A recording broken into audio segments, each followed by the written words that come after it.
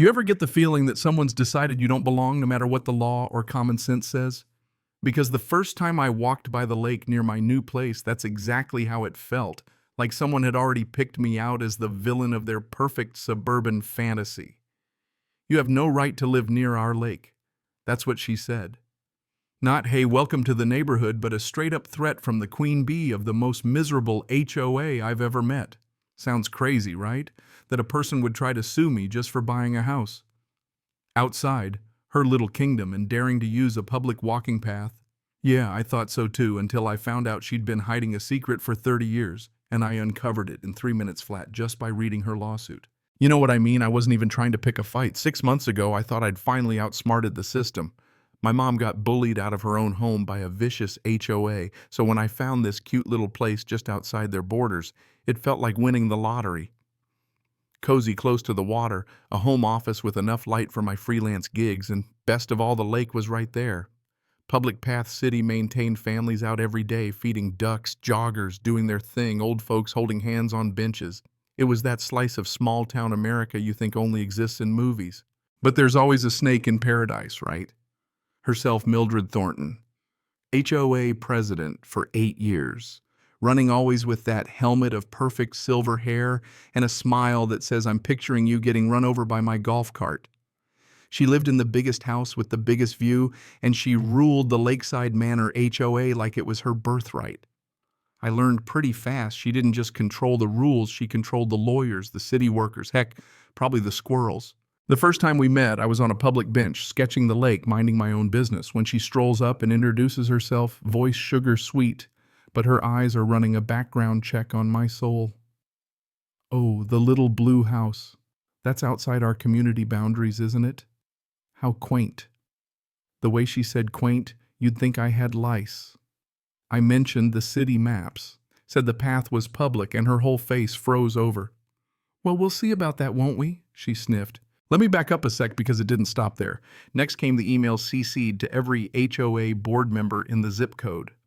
Reminder regarding community standards and appropriate usage, as if I was a raccoon stealing trash. Mildred started filing anonymous complaints about me building structures without permits. I wasn't all to make my life harder. Within 2 weeks, she'd hired private security to patrol the lake during my walks.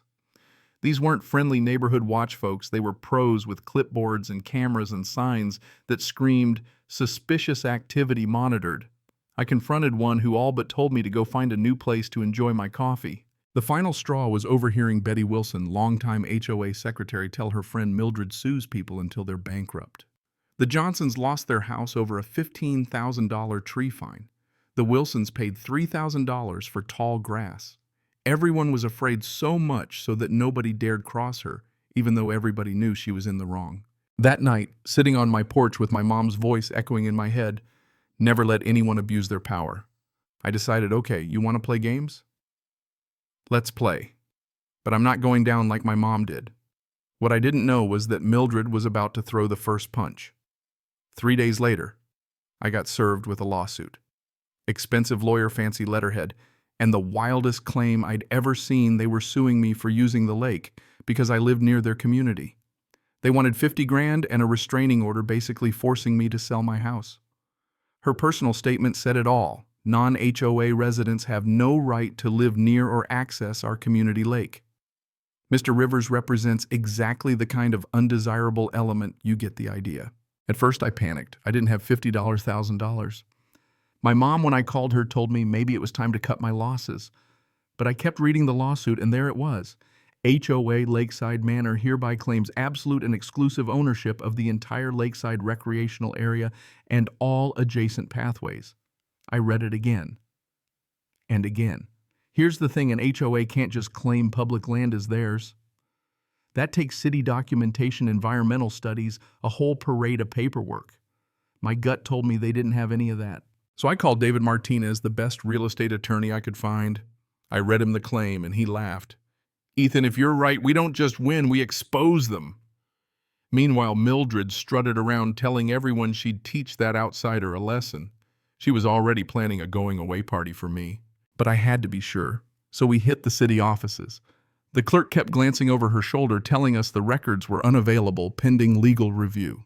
At the library, the historical maps were all mysteriously checked out by Mildred. David just shook his head. Innocent people don't try to hide public records. That's when Betty reached out. She'd found old emails, years of Mildred filing complaints, finding families, and wielding the HOA as a weapon. She's destroyed people over nothing, Betty said, and everyone's too scared to speak up. The mood in the neighborhood was getting ugly. Folks who used to wave at me now looked away. Some crossed the street to avoid me. For a minute, I almost gave in, thinking maybe I was making a mountain out of a molehill. But Betty called again, excited for the first time. Go to the planning office downtown on 5th. Mildred doesn't know about it. So we did, and the clerk there, an older guy who didn't care about HOA politics, handed us the 1993 planning map. Big red stamps clear as day, public access land, Lakeside Community Park. David grinned. This is the smoking gun. Turns out for 30 years Mildred had been hiding public land from the entire neighborhood. Still, at the preliminary hearing, Mildred's lawyer dropped a bomb, a shiny 2020 survey proving HOA ownership complete with official-looking stamps and signatures. Judge Morrison looked skeptical but postponed the case for 30 days, demanding independent verification. Suddenly, the neighborhood turned cold again. People figured Mildred was going to win. But David smelled something off. He dug in and 3 weeks later called me in, barely able to contain himself. Ethan, the 2020 survey's a fake. The guy who signed it retired in 2018. The survey company never worked on this property. They didn't just make a legal error, they committed fraud. Back in court, David calmly presented our findings. Judge Morrison's expression went from curious to furious as she heard about the forgery. Then I stood up and held up the 1993 map for the whole room to see. Mildred lost it, stood up screaming, "That's impossible, I make the rules." Judge Morrison wasn't having it. "Remove this person from my courtroom. $5,000 fine for contempt, and I'm reporting all this for criminal investigation." It was over. Judge dismissed the case, ordered the city to investigate the HOA for fraud, imposed a penalty on them, and shut down Mildred's whole game. Mildred's lawyer quit on the spot. Walking out of court, I felt like I'd won the Super Bowl and the lottery on the same day. But people like Mildred don't just slink away. Within 2 days, flyers showed up all over calling me a dangerous outsider, warning folks to protect their property values. She packed a community meeting with actors pretending to be angry neighbors. That's when Betty made her move. She live-streamed the meeting and handed me a stack of HOA financial records. I stood up in front of the whole crowd, projected the documents on the screen, proof that Mildred had stolen HOA money for years, paid for personal renovations, fake planning conferences in Europe, and waged a campaign of anonymous harassment against families. This time the community stood up to her, physically blocking her from unplugging my laptop, demanding answers, calling for a vote. They kicked her out for good, voted to dissolve the old board, and made Betty interim president with a brand new association built on transparency and respect.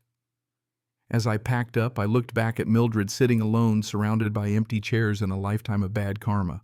"You threw stones, Mildred," I said, "and the whole mountain fell on you." Within a week, she was gone. For sale sign on her lawn-moving truck at dawn vanished like she'd never existed. The city ran the story, her fraud, the lawsuits, even a state investigation for embezzlement. The best part: seeing the community heal, kids playing by the water, families picnicking, neighbors talking again. They put up a sign at the lake path that said "Public Land Defender." I nearly cried when Betty gave her speech about standing up for what's right. We found out Mildred had stolen over $80,000. The HOA was dissolved, new rules put in place so this never happens again, and families she'd hurt started getting justice. But what I'll never forget is how quickly fear turned into hope when folks finally saw the truth, and how one person standing up can flip the script for a whole neighborhood. So yeah, all it took was 3 minutes of careful reading to save my house, my money, and a community's soul. What would you have done in my shoes? Was I right to stand my ground, or should I have walked away?